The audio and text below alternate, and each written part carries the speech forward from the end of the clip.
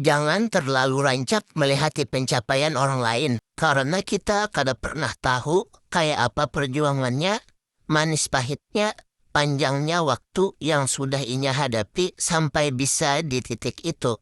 Jadi, jangan cuma lihat hasilnya, tapi coba pikirkan juga prosesnya. Imbah tuh, hati pulang diri kita. Sudah pantaskah kita di posisi itu? Atau masih tahap bermimpi, tapi usaha kita belum seberapa? Terkadang kita hanya ingin hasilnya, tapi malas menjalani perjalanannya. Di zaman wah ini bukannya soal gaya hidup, jangan tapi malih hati orang.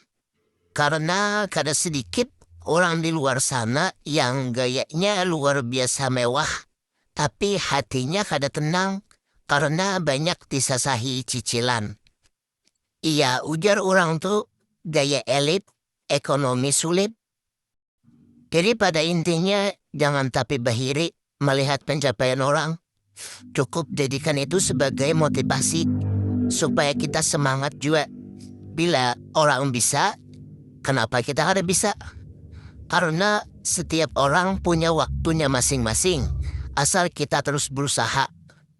Lawan juga yang perlu kita ingat, hasil itu adalah buah dari proses.